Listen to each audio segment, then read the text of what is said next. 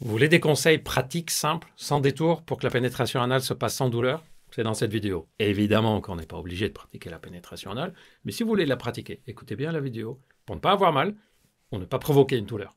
Allez, c'est parti. D'ailleurs, à la fin, je vous dirai une astuce que beaucoup de personnes utilisent, mais que je vous déconseille de faire. Bonjour tout le monde, bienvenue dans cette nouvelle vidéo, bienvenue sur Charles.co, votre chaîne YouTube sur laquelle il y a plein de sujets de santé de toutes sortes, et toujours avec de la science et sans tabou. Comme le sujet du jour, on va parler de la pénétration anale, avec des conseils pratiques pour ne pas provoquer de douleur, ne pas ressentir une douleur. D'ailleurs, sur Charles.co, vous pouvez trouver plein d'autres vidéos que vous pouvez aller voir. Je vous ai déjà fait des vidéos sur les risques de la pénétration anale, par exemple. Est-ce que ça peut donner des risques d'incontinence? Est-ce que c'est vrai ou pas? Qu'est-ce qu'elle nous dit la science? Sur ces sujets-là, vous pouvez aller voir les vidéos. Charles.co, c'est aussi une plateforme de téléconsultation sur laquelle il y a des médecins spécialisés dans leur domaine, en particulier dans le domaine de la médecine sexuelle. Par exemple, si vous avez des problèmes d'érection, d'éjaculation rapide ou difficulté à éjaculer, suspicion de déficit en testostérone, des problèmes de libido, etc.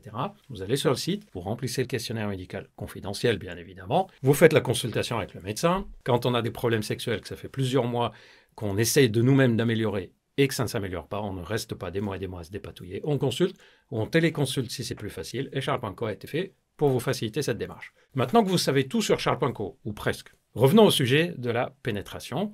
Je ne sais pas si vous le savez, mais statistiquement, et dans la dernière enquête qui a été faite en France, on sait que un tiers à peu près des personnes disent déjà avoir pratiqué la pénétration anale. Mais quand on regarde le pourcentage des personnes qui la pratiquent de façon très régulière, le pourcentage est plus faible. Mais en tout cas, un tiers ont déjà essayé. Certaines enquêtes montrent que c'est plutôt 40-45%. Bref, on sait que c'est une pratique que beaucoup de personnes ont déjà essayé. Mais ça veut dire aussi qu'il y a beaucoup de personnes qui disent ne pas être intéressées. Certaines personnes disent aussi « j'essaierai bien, mais j'ai des peurs ». Et parmi les peurs qui sont évoquées, il y a la peur de la douleur. Il y a la peur aussi du côté avoir des matières fécales, par exemple, ou perdre des selles pendant l'acte ou quoi que ce soit. Mais on peut aussi avoir peur simplement d'avoir mal.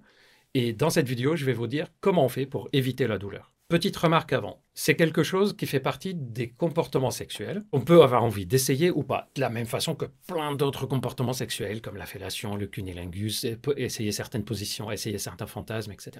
Et donc, c'est un choix et non pas une obligation. D'ailleurs, si votre partenaire vous demande, par exemple, d'avoir une pénétration anale, c'est-à-dire le partenaire souhaite vous pénétrer analement, que vous exprimez l'envie, vous exprimez plutôt l'absence d'envie de la pratiquer, pas d'intérêt, je ne suis pas intéressé par ça, je n'ai pas envie.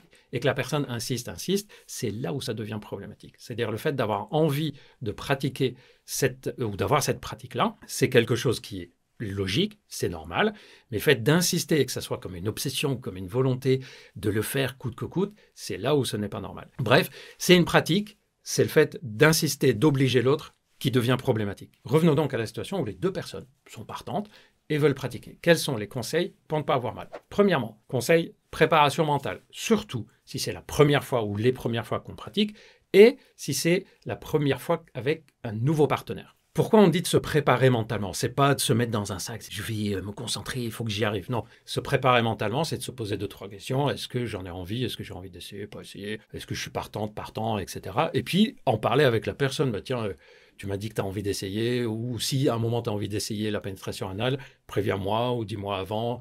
J'aime pas quand c'est non prévu. Voilà, dire des petites choses banales, assez simples qu'en fait avec le partenaire. En quoi le fait de se préparer mentalement et d'en discuter joue sur la douleur? C'est très simple et on va le faire par une équation mathématique. Si on en discute, égale plus de complicité, égale plus de confiance pendant la relation, égale plus de détente mentale, égale plus de détente musculaire, puisque vous savez que plus on est tendu mentalement, plus on est un peu crispé musculairement. Détente musculaire égale les muscles qui sont autour des zones génitales et des zones anales se contractent moins, égale pénétration avec moins de risque de douleur et donc plus de chances d'avoir des sensations agréables.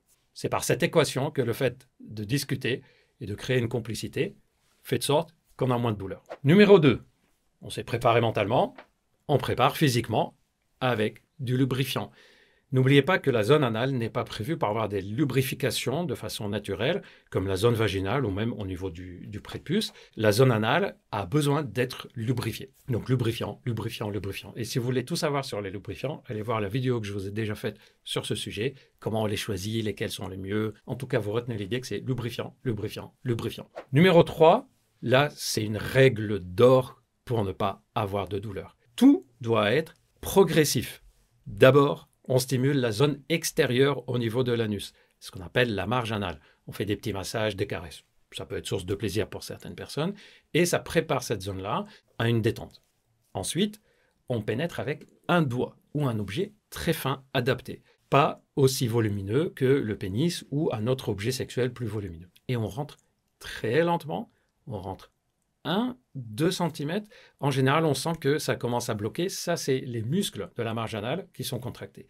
Quand on sent que c'est bloqué, on ne force pas, on appuie, on fait une pression lente dessus, une pression continue et lente. Comme tous les muscles qui sont en état de contraction, ce n'est pas en faisant une pression forte et brutale qu'on les relâche. Par exemple, si votre bras est contracté comme ça, si on veut le contracter, ce n'est pas en faisant un mouvement crac comme ça dessus. Ça va plutôt blesser le muscle. C'est plutôt en faisant une pression continue, douce et progressive. C'est exactement la même chose au niveau de l'anus. Donc une pénétration avec le doigt d'abord, douce, progressive, jusqu'à ce que ça rentre. Une fois qu'on sent que le doigt est rentré, on ne bouge pas tout de suite. On laisse la zone, les muscles s'habituer à cette sensation, s'habituer à la présence, les muscles des sphincters aussi, prendre le temps de se décontracter de plus en plus. Ensuite, on bouge, mais lentement. On ne fait pas des mouvements avec le doigt de façon brusque. Des petits mouvements d'aller-retour à peine de 1 ou 2 mm. On peut aussi faire des petits mouvements circulaires. D'ailleurs, il y a beaucoup de personnes qui disent préparer en introduisant un doigt, puis 2 doigts. Les 2 doigts ne sont pas très adaptés, je pense, parce que cette zone-là a une forme quand même plutôt circulaire. Or, les 2 doigts a une forme un peu ovale. Dans la zone anale, introduire 2 doigts, ça peut être plus désagréable que d'introduire, par exemple, le pénis. Donc, un doigt, mais on peut avec un doigt faire des mouvements circulaires pour préparer la zone à se dilater et à se préparer, à se relâcher et à se préparer donc pour la pénétration. Et tout ce que je viens de vous dire là, c'est valable pour la pénétration avec le pénis ou avec un autre objet, c'est-à-dire d'abord lentement, on laisse le temps aux muscles de se relâcher, on fait une pression douce, continue, jusqu'à rentrer, on attend un peu, les premiers mouvements sont des mouvements très lents, très doux, et ensuite, une fois qu'on sent que la zone est plus relâchée, c'est là où on peut avoir des mouvements un peu plus rapides ou un peu plus intenses si on a envie. Règle d'or, dans toutes ces étapes que je vous ai dites, s'il y a une des étapes, il y a une douleur, ça veut dire qu'on arrête. Pas on insiste, la douleur va passer. S'il y a une douleur, ça va se contracter, ça va faire encore plus mal. La moindre gêne, on la signale, la personne pénétrée le signale, pour que la pénétration soit faite autrement. Numéro 4, dans quelle position faire pour ne pas avoir mal? Dans la position que vous voulez. Ce n'est pas tellement la position qui joue un rôle important. Choisissez la position dans laquelle vous êtes vous-même le plus confortable possible. Le plus important, c'est que la personne pénétrée adapte l'angle de la pénétration. L'angle de la pénétration est beaucoup plus important que la position en elle-même. L'angle de la pénétration, ça veut dire quoi? Ça veut dire que s'il y a une pénétration au niveau anal et qu'on sent que ça nous gêne, de bouger le bassin un peu vers le haut, un peu vers le bas, de reculer, d'avancer, c'est-à-dire que c'est la personne qui est pénétrée qui dirige ce qui se passe lors de l'intromission, puisque c'est elle qui va ressentir ce qui se passe. Donc, positionnement du bassin, ne pas hésiter à faire des petits mouvements de se positionner pour que l'angle de la pénétration soit le plus confortable possible. Numéro 5, on évite la pénétration anale dans des périodes où on a des problématiques de la zone rectale ou anale, des problèmes de fissure anale, des problèmes d'hémorroïdes avec une douleur, une gêne, des problèmes gastro-intestinaux, etc., etc.